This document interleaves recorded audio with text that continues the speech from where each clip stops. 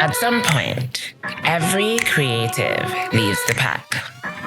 The path, the plan, the safe job, the path that made sense on paper, and they step into the wild. Welcome to The Lone Wolf, a podcast about the creative journey, about what happens when you walk away from what you're told you're supposed to be and become who you actually are.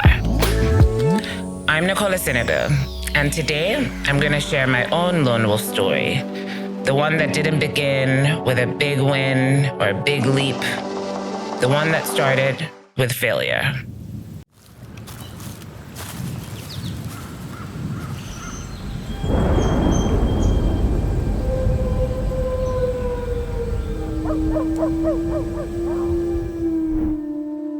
I spent my graduation day alone in my apartment while all of my friends were graduating, wearing their caps and gowns with their proud parents cheering them on. I was alone, binge watching a TV show I cannot remember, eating junk food, wallowing in a sense of failure. My parents in Nigeria at the time did not attend my graduation because I was not graduating with my class. I had failed a resit exam for land law, my nemesis. And I essentially had to sit the year out and wait for 1 year till I was going to take the exam again. I still remember all of the shame that I felt that I wasn't going to be graduating with my peers. I also remember just feeling like this was the end of my world as I knew it. And that day was probably one of the most significant days of my young adulthood. I had a year out of university, but in university. My dad at the time said I should stay on campus and read for a whole year. One module, go to the library, be around your peers, focus. And I'm like, okay. And I quickly took the opportunity to, honestly, chill. To relax. I remember I had this apartment. I wasn't living on campus with other people. So the way it worked in university in England was that you did your resit exams close to when you were actually about to start the semester. So the failure had happened, but my rent had already been paid before we found out my results. So I already had this apartment, and that's why my dad was like, okay, just stay, read your books, and, in a year's time, take the exam again. But obviously, in real life, I wasn't going to just go to the library every single day, especially with classmates I no longer had. And so I would spend my days just, walking around, looking through the city in Nottingham, looking at art stores, looking at, bookshops. And that time in 2009 was really the advent of blogging. And so there were so many bloggers and so many cool people just like experimenting with their creativity. And so I randomly just started a blog on WordPress called Confessions of a Nigerholic. I remember being obsessed with Nigerian art and very inspired by Nigerian creatives. And so I started writing this blog, and I would just review films. I would write about painters or artists that I liked. I would write about musicians, and I would profile some of my friends who had really cool style. And it just became an outlet of creativity. And I really enjoyed myself. It was for the first time I didn't feel like I was working or I was trying hard at something. It came so naturally to me. And I remember just doing it, and I would see comments, not a lot of comments, just a few comments of people just saying, oh, I love this article. Oh, can you spotlight this person? And I remember feeling so charged and so seen, and like there was a fire in my belly that I never had before in a law class. And I didn't know it then, but that was my beginning. That was my edge. That was my foray into the wild, into a place that I wasn't supposed to be in. I was supposed to be in the library reading my land law, but I wasn't. I was discovering creativity and creatives. I was honoring people by putting them on my platform, even if I didn't know them. I was archiving material without even realizing it. I was starting my lone wolf journey. I was entering the wilderness, and I was in it. I was in the thick of it before I knew it. And I think a lot of people have these questions. They say, how did you start? How did you, they see a win and they say, how did you start this? How did you get here? How did you write this film? How did you get into this space? And it's like, I started online. I started when I felt like I wasn't good enough. I started when I felt like I didn't have any other thing to do. I felt like, this was all that I had to offer. And I started small. It was WordPress. It was free. I started with what I had inside of me. And that was a curiosity. That was an appreciation. And that's what I started with. I started with what I had inside of me. I realize now, all these years later, that was 2009. We're in 2025. Do the math, I know I look young. But that was a long time ago. But now that we're doing this podcast, now that we are, I'm looking through my story, looking through my journey, I realized that was a breadcrumb leading me into the wild.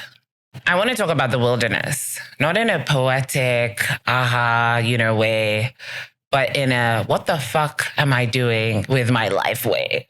Because that's how it feels when you are in the wilderness, when you have no idea where you are going, what you are doing, what's coming next, and you're just in the thick of things, right? A lot of us as creatives find ourselves in this thick of trees, and we're literally lost. We're literally trying to trudge our way through, and it looks like there's obstacle after obstacle, and you just wonder with self-doubt, am I making the right decision? Should I go back to the pack? Is this ever going to pay off? Will I ever reach this dream that I know that I have, but I don't exactly know what it looks like? The answer is yes, you will. You're not actually supposed to know where you're going. That's the point of a wilderness. And that's the point of being a lone wolf.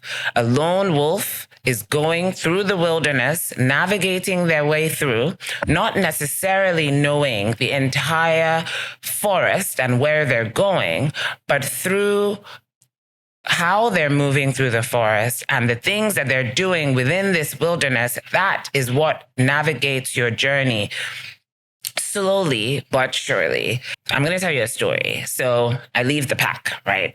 And I start blogging. And from blogging, I then, end up graduating, thankfully. And I come back from Nottingham, moved back to Nigeria to go to law school, right? So just because I left the pack and I started my way a little bit into the wild doesn't mean I was suddenly free and I was suddenly this creative that didn't have any obligations towards the path that I was supposed to be on. I was still on the path that I was supposed to be on, but I now had an inkling that there was more. I now had an appetite for the wilderness, right? But I wasn't fully in the wilderness. I was still under my parental control of the pack, right? And so I moved back to Nigeria and I start law school. And because I had started this little fire with this blog, I got introduced to a guy who becomes one of my best friends and my business partner, Osaho Okumbo. This is 2010. And I got introduced to this guy who has all this content. He has all these photographs and he wants to make a magazine. And I'm like, oh my God, I love love stories. I love putting things together because of my blogging. And that was how we started this magazine called In and Out. But this story isn't the story of In and Out. I'll tell you that story later. This story is what happened after the magazine gets published. My dad is inspired. He then realizes, my daughter is not a failure. She's just not good at law. And he's like, I then realized that he just wanted me to be good at something. It wasn't about me being good at law. It was about me being good at something. So when he had the magazine in his hand and he realized, this my daughter actually knows what she's doing, he's like, go and do this then. So I find this school online, London School of Journalism. And I'm like, Daddy, please, I want to go and do this course. I believe that, formal training or, being a writer is important. And I give him this whole pitch and he's like, okay, go back to school. So after law school, a lot of people don't know this actually, because it was a short course. It was a postgraduate diploma. It wasn't a master's. So I go to London School of Journalism. I'm really happy to be out of Nigeria again. I don't know, there's something about, when you come back and then you're able to leave again. I don't really know what it is. But anyway, I was very, very happy to be back in London. The campus was in Maida Vale, which is in a nice area of London. I already had my whole fit. It was winter. I had this nice faux fur coat and I was giving them looks, I'm like, I go to London School of Journalism. I was gassed, So I remember going to the school for the first day, signing in, everything. And then I get to the classroom and I sit around and I kind of gaze at my classmates and I already knew something was wrong. Everybody was kind of not like me. They were just, some people had pens stuck to behind their ears. And, everybody just looked different from me. I don't really know how to explain it, but I was just kind of this vibe is interesting. And then the teacher comes in and then on the board, he writes the news and he pencil, whiteboards it in. And then he says, the news is everywhere. The news is, when you walk out in the road, when you go to the supermarket, when you go to the grocery store, there's news everywhere. So today, we're not going to sit in the classroom. You're not going to find the news in the classroom. Everybody's going to go out to the high street, find the news, and come back, go to the editing room, write a story. You have 1 hour. Your time starts now. And I kid you not, everybody starts scrambling. Everybody starts scrambling, getting their bags, getting their pens off their ears, and they're running out. I don't know if anybody has watched America's Next Top Model when they do go-sees, and all the models are scrambling to go and meet their go-sees. That's what it was giving. And I was just not me with my fur coat, about to run around Maida Vale looking for the news. And I knew in that moment that I had made a grave mistake. Just because I wanted to write doesn't mean I'm a journalist, right? I had now made this mistake, right? So I'm in this wilderness, at the tip of the wilderness, and I've hit a roadblock because I just realized that I am in the wrong place. I am not an investigative journalist. I don't give a shit about the news, right? And I remember even going on the high street and just feeling so lost and feeling so awkward and not wanting to talk to anybody. I literally did not. I was so shy. I was just what am I going to do? What do you mean I'm going to find the news? What does that mean? I was dead on arrival. And I remember walking into a post office. And then I walked into this post office and I'm they're hello. I'm hi. I'm at the London School of Journalism and they've asked me to, find a news story. Could you help? And the guy looks at me and he's like, it's a post office, love. And I just remember yeah, that's true. What kind of news would a post office have? So I walked back. I was walking back. I was thinking, God, my first day, I've gone to go and fail. How did I get here? Why did I leave Nigeria? What am I going to say? And I remember passing a church, and there were all these church bulletins, that they had pasted, church programming. And I remember there was something about talent, some talent show or some school. And I looked at it and I was And I literally took the information and I saw there was a teacher's name and something. I took the names, I took everything. I went back to the editing room. I wrote a story. I faked the story. Okay. I wrote a fake story. I put a quote from this lady that she had said this was the best, that the children are excellent. And I got an A. And the teacher used me as an example. He was like, she got quotes, she got quotes. She really kind of got the story. I didn't know it then, but that was the beginning of my screenwriting. Okay. My imagination was taking me places. I did not know it then, but at the time, I just thought, I got to get through this. But I say this to say that you can experiment, you can make mistakes, you can do something for the right reasons and then realize it's wrong. But what's important is that you use those wrong things, and those wrong things will show you where you're going. Those wrong things will navigate your path. Those wrong things are the light, actually, because it is in the failure that I decided, or that I realized that there was something else, that I was good at something else. It was in the wrong scenario of journalism that I realized that I'm a little bit more creative. And so don't be discouraged by the wrong. Use the wrong to show yourself the right way.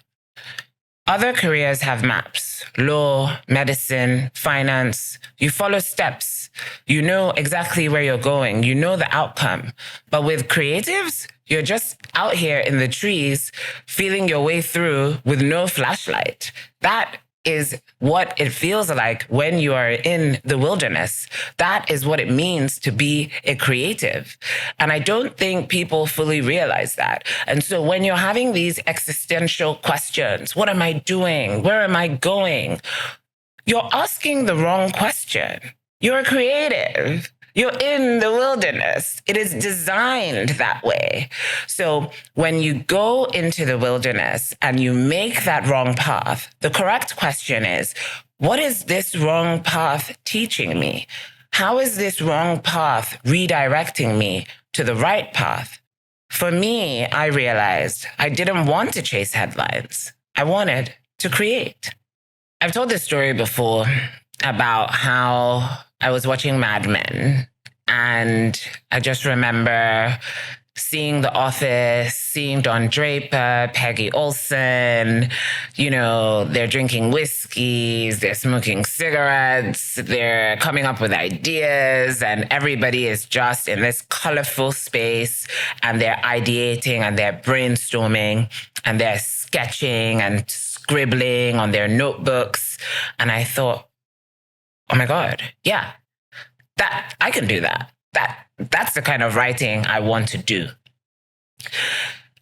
Those oh my God moments, those I feel something in myself. I see something. Those things, that is your navigation. That is your compass. That, oh my God, isn't just excitement. It is your lone wolf compass to navigate the wilderness. And I followed that intuition and I started doing my research. So Mad Men was based off of advertising agencies in Madison Avenue in New York. And I found one of the advertising agencies that Mad Men was based off of had an office in Lagos. At the time, this is 2013, I lived in Abuja and I saw it was in Lagos and I was like, oh my God, there's an advertising agency in Lagos. I had just finished NYSC. I was looking for a job. I went to Lagos and I went to the agency and I asked to see the creative director. Now let's backtrack a bit. Just before I was going to this agency to present myself, to basically just ask for a job, my dad, love him, he sat me down and he said he wanted to speak to me. And he said, he has been in the corporate world for over 20 years. And so he has some advice. If I want to take it, good for me. If I don't, that's my business. And he basically advised me about my dressing. And he said, in order for people to take me seriously, I need to dress in a more corporate way. I need to dress in a more professional way for people to respect me and for people to take me seriously. Now, this is not bad advice. Like, this is good advice. And so my dad proceeds to tell me about one of my aunties, Auntie Mercy from our village, and how she has a store that sells really nice corporate wares. And I should go there and I should pick something respectable. And so I go to Auntie Mercy's store, and I remember looking at the skirt suits and thinking, over my dead body, would I wear any of this? No disrespect, Auntie Mercy, but it just wasn't my style. I remember seeing this bag there. And so me and Auntie Mercy struck a deal. The bag was the same price of like 3 suits. So I told her, Auntie, I'm going to take this bag and you're going to invoice me for 3 suits, or I'd send him the bill. And so that's what I did. I got the bag. I left the suits. And I remember the day that I went to DDB and I sat in the reception waiting for this meeting with this creative director. And the receptionist led me through the office. I can never forget. It's an open plan office. You go through the office and then you go up the stairs. And so I remember going up the stairs and hearing Biggie, Notorious B.I.G., just kind of like blaring out loud. And I'm going up the stairs and it's this open plan office of just guys and a few girls. Everybody looked like me. It was my first encounter with other lone wolves. All of them doing their own thing behind large Mac desktops and, just creating, just cool. And I remember looking and seeing myself in that space. And I knew also in that moment that my dad had never been in a space like that. He had the best intentions with the advice he was giving me, but it was shaped around the world, the corporate world that he knew. And he knew that in those worlds, you had to dress a certain type of way. But in the wilderness, he'd never been there. He'd never seen it. So that was my first encounter, my first realization that the way I am is enough, that I didn't need to change. I didn't need to conform. I didn't need to fit into a box or look serious or look whatever. I just needed to be myself. And I also know that if I had showed up in that office on that day wearing one of Auntie Mercy's skirt suits, that I probably wouldn't have gotten that job. I ended up working at DDB for 3.5 years. And it was my foray into the full forest. It was my acceptance by other lone wolves. It was the trajectory that changed everything for me. It was my aha moment that this creativity, there's something there, that you can be in spaces, you can be in rooms, you can create and you can enjoy yourself and you can love what you do. To my fellow lone wolves, I asked people on Instagram to send me, just whatever their issues are with their creative journey or what they need advice on. And I got several responses. But what really stood out to me was that a lot of the responses were similar. A lot of the responses just showed me that all of us in this wilderness are navigating the same kind of issues. Here are some of the responses I got. One person said, I don't know how or where to start. I also feel stuck in my current job. Another person said, how did you keep going when you felt clueless or helpless? These people don't know each other, or they don't know that they had asked similar questions. But at the same time, there's a similar thread running through it all. And I would say to these people that feeling stuck, feeling clueless, feeling helpless, it is almost a byproduct of the wilderness. I think if you don't realize that you are a lone wolf, then you feel stuck. But if you know that that is how the creative terrain is designed, and then you will understand that you are not alone in the way that you are feeling. And the antidote to anxiety or the antidote to self-doubt is in the doing. It's in the moving. What is making you stuck? It is in the fact that you are stuck in your head. If you go to your laptop and you write anything, even if it does not make sense, you are writing and you are doing. And I promise you, something will come from the doing and the creating. You are stuck, but you are only stuck in your head. So get out of your head. Realize that you are a lone wolf, that you are in the wilderness, that it is not easy terrain. I remember once when I was hiking, I was in LA. Everybody in LA hikes. If you want to go, if you meet somebody and you think, oh, this person is cool, and you want to go have a coffee, no, they don't have coffees in LA. They go hiking and they have coffees after the hike. And I remember having to go on this hike because socially, if you want to hang out with people, everybody's hiking. And I remember as we got to the hike, right? Just before we even got to the gate, I was already out of breath because the hill had already started. So I remember getting to the gate, feeling a bit embarrassed that I'm already panting and huffing and puffing. And I couldn't get out of it. I was with people I don't know. I'm trying to keep it together. I'm going and I'm huffing and puffing. And at some point, one of the people stopped and they're like, Nicole, are you okay? And I'm like, I just kind of need a minute, And they're like, it's okay, we can have a minute. And so we stop. And then one of the guys is like, you're carrying too much stuff. Like, let me see how much water you have. And he holds my water bottle and he's like, whoa, like this is a weight.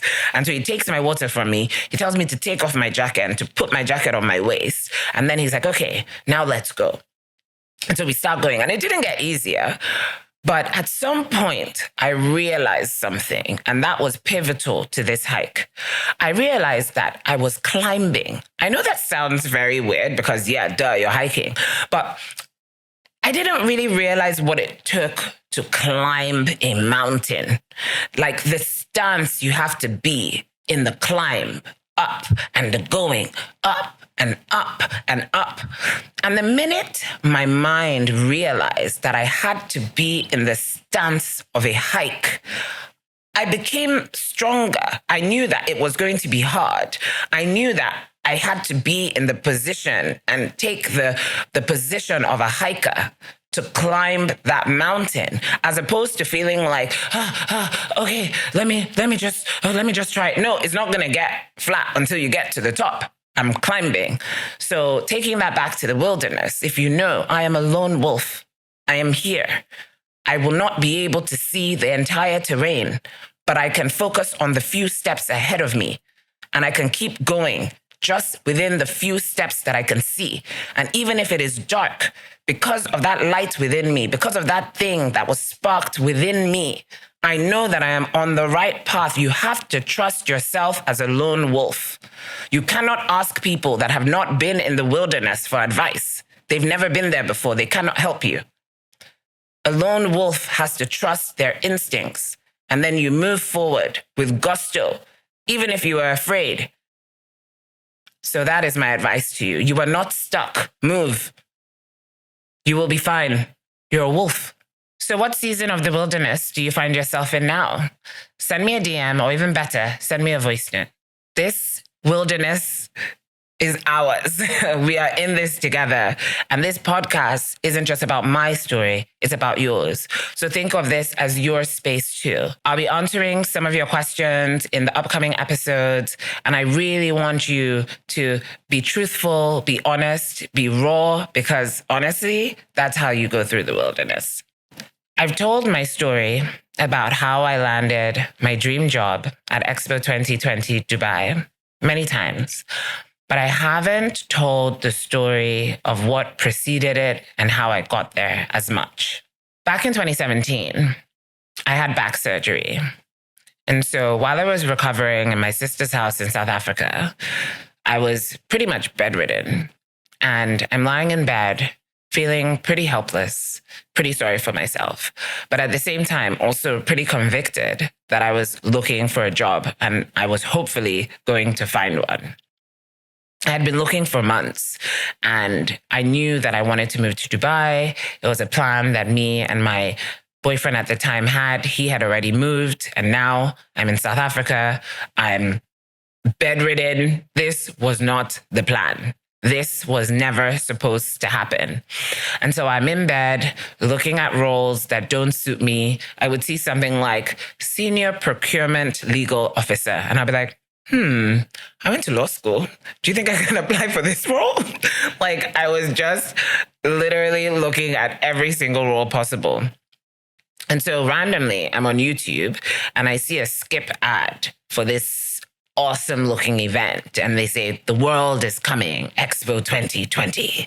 And I'm like, what's this? So I click on it and I'm taken to the Expo site.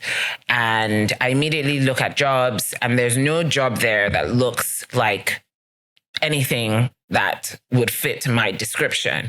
I contemplate applying for, something serious like logistics manager or, just something that I cannot do. I end up obviously not applying for those roles, but there was a part where they said you can put your CV on the site. So I upload my CV onto the portal and honestly, I thought nothing of it. Portals just feel like where CVs go to die. Like, it just seems like you upload your CV and then, okay.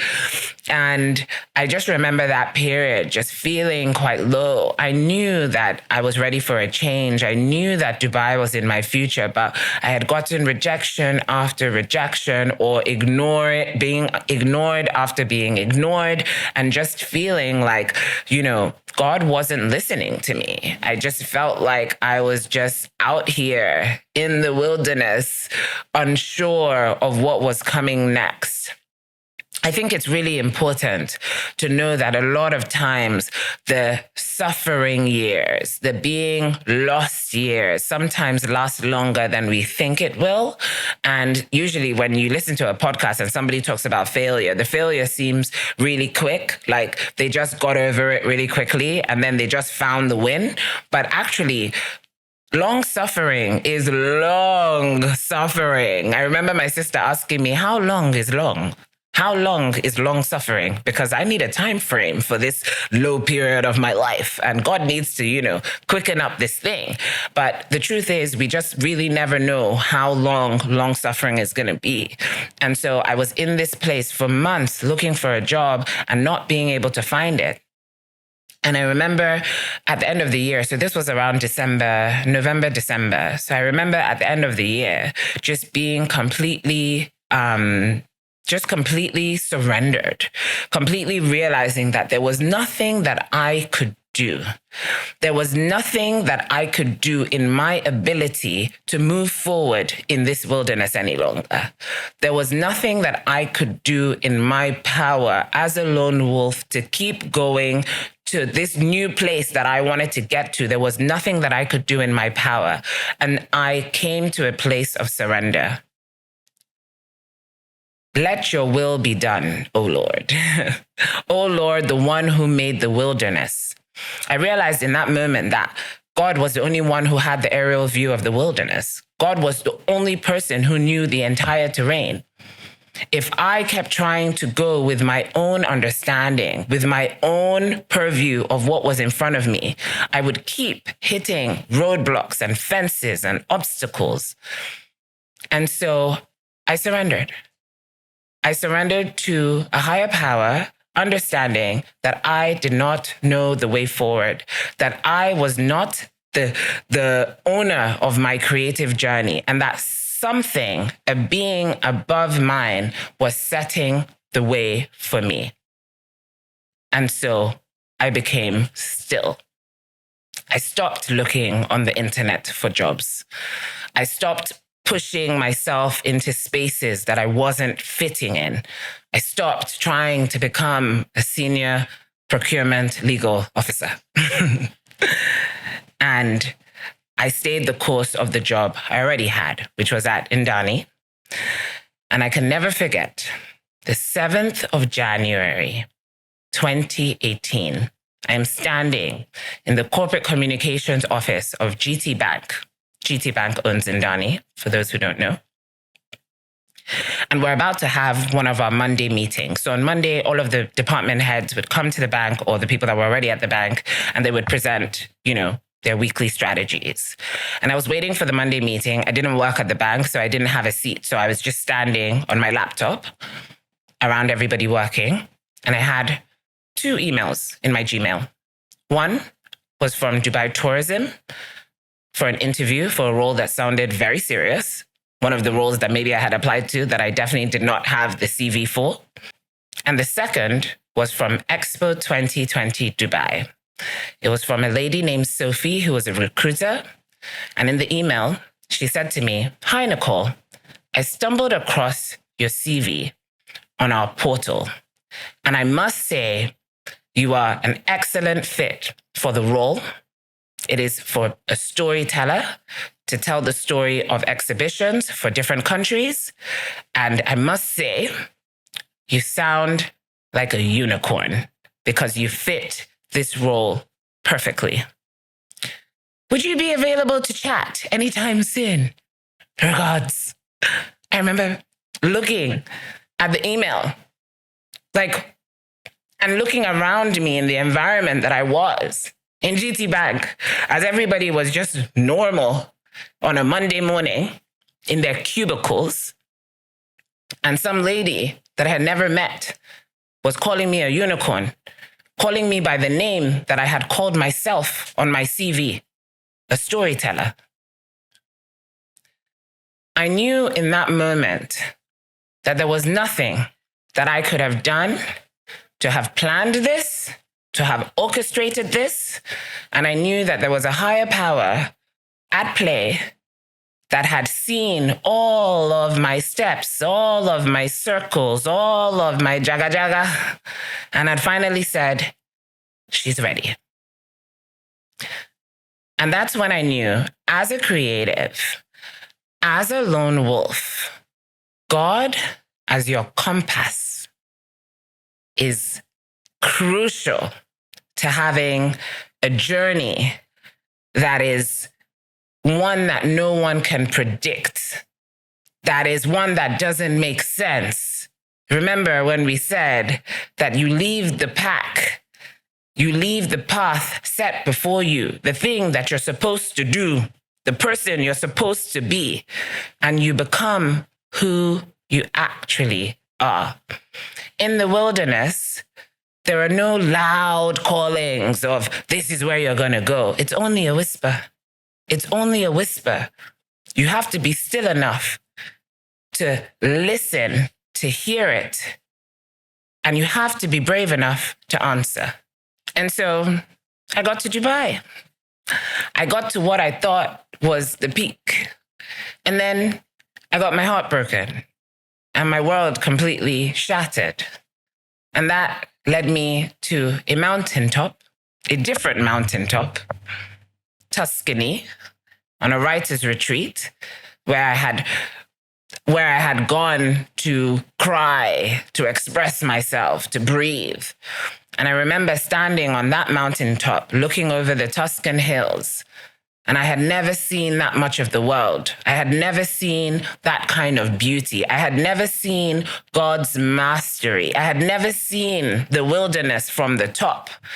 And I realized that the world was so much bigger than I thought it was. It forever changed the trajectory of what I knew that a lone wolf could achieve.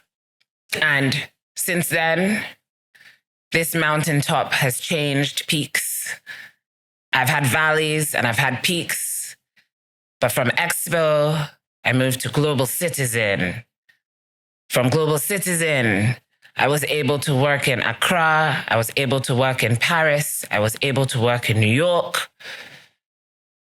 I've told stories for fashion shows in Riyadh, Saudi Arabia. I have been in rooms that don't make sense because I no longer follow my own compass. There is something bigger than me at hand that opens the doors before me, that leads the path on my behalf, and all I do is follow. But even in all of that, I always have moments of unknowing. I never know when the call is going to come. I never know when I'm going to reach another mountaintop. But because I have been on the mountain before, I know that the valley will never stay forever. And in the valley, you will find me doing. You will find me curious. You will find me working. You will find me praying. You will find me still. I realize that a lone wolf is never lost. A lone wolf is never lonely. A lone wolf is simply a lone wolf. I want to leave you with something I call the Wilderness Toolkit. Things that have helped me survive the wild. Things that continue to help me survive the wild, because the wild isn't a destination that you come out of. The creative journey occurs inside the wilderness. And so if you have this wilderness toolkit, it will make things less scary. It will make you feel less lost, less afraid. So each week, each episode, I'm going to be dropping one or two things that I think will help you on this creative journey. You've probably heard about it, but you've most probably not done it. The Artist's Way by Julia Cameron. It is a book, but it is also a toolkit on how to express, nurture, and hone your creativity and live a creative life. Finding this book actually was recommended to me by some writers on that Tuscany trip, and I felt so seen. I felt like Julia knew who I was. I felt like Julia was in my head. And the truth is that, she wasn't. But we as creatives are all the same. We all face the same things. And so I think The Artist's Way by Julia Cameron is a great book to read because it is actually a course that you have to take week by week. She has tasks for you to do. She has things like artist dates. But my favorite thing that Julia Cameron proposes is for every creative to do morning pages, which is essentially every morning when you wake up, you write freehand 3 pages. Anything that comes to your mind. It does not have to be beautiful. It does not have to be structured. It is just a brain dump. The power of doing morning pages is that you get familiar with your own voice. There is something very powerful about understanding and knowing the thoughts that swirl in your head, because that way you're able to decipher between the voices that are not your own and the voices that are within and the voice of God that everybody has inside of them. So the more you write, the more you journal, the more you know yourself, the more your instincts become stronger. And so when you find yourself at a crossroads, or when you find yourself in front of an obstacle, a lone wolf doesn't always pick up the phone to ask somebody that's in the pack, somebody that's never been in the wilderness for advice. The lone wolf instinctively knows what to do, who to call, where to go. And so that is today's toolkit. Tune in for the next episode to find out what else I have to give you. To every lone wolf still walking, still wondering, still trying to explain to their family what content means, you are not behind. You are not crazy. You are not lost. You are on your way, and I see you. Welcome to the Lone Wolf. See you in the wild. Thank you so much for watching The Lone Wolf. I love that you're here. I love that you stuck with us, and there's so much more to come. If you like this content, if it resonated with you, if it stirred something in your spirit, do me a favor and hit the subscribe button. I know, everybody says, please subscribe, but it actually really does help our numbers. It helps with visibility. It helps you become part of our community. So yeah, Write Good Stories is going to be bringing you a lot of amazing content. So hit that subscribe button and you'll never miss another episode.